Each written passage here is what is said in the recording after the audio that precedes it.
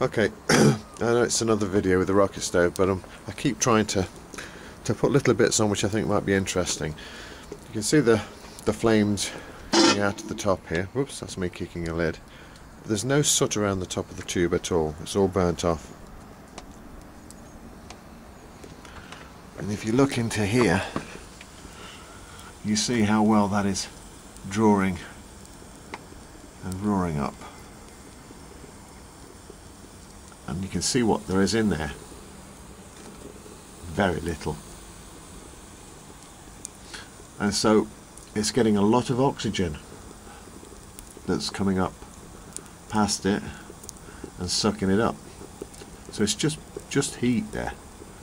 So the smoke's more or less being burnt off. Whereas if you put too much in it, then there is a tendency to get a little bit more smoke. I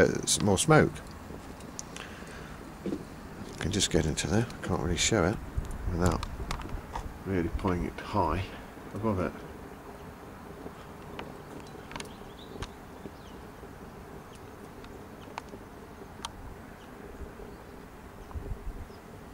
That's just the embers and a couple of twigs that's left that's burning there, but it's still red hot in it.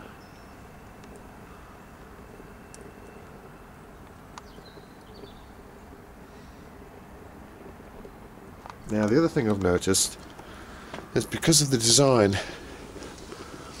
of this tube, which I've also put onto YouTube before, what tends to happen is you can alter the flow by the amount this fuel tray is pushed in or out. So because it just doesn't go, if the L-shaped tube, if this just finished at the start of where the L shape of the tube goes up, yes, it works and you get a lot of heat there and stuff, and it draws the flames just like any other rocket stove. Pushing the tray in a little bit more, about 1.5 inches, makes it go underneath the tray, makes the airflow go underneath the tray and loop round the back and then up. And because I've got this, I'll just shove this stick in here, because of the design of this combustion chamber, and it goes back, now look at that, you see how quick that ignites, and it goes back, you're getting this extra heat being held into the bottom of into the back of that combustion chamber, and it just swirls the gases and draws it right up.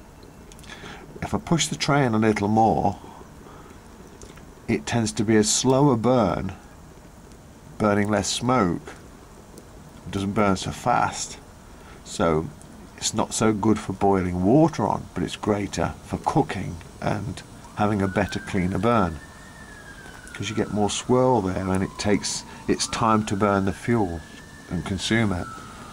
If I want to get something on to heat it up quickly, I pull this tray out a little more, and in doing that it helps to get the oxygen underneath it and straight up as quick as possible, burning the fuel as quick as possible, so you get flames going higher at the top.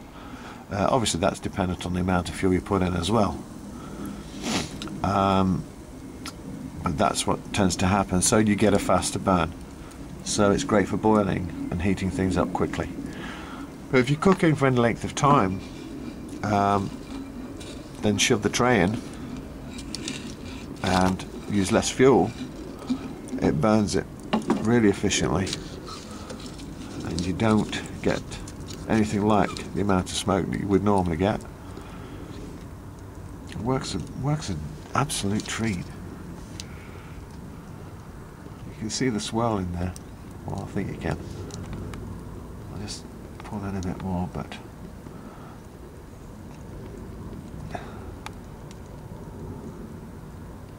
that's just from the end of that stick. And this, obviously, the embers at the bottom there, that which is burnt up. So you can see that very clearly, but it's piling up a little bit there. It might want a little stoke. So we'll give it a little stoke, just like you would stoke your fire, your hearth, your living room fire. I guess a little more oxygen then to it. Red hot. Shove that stick in there a little more. And you can see the drawer in that.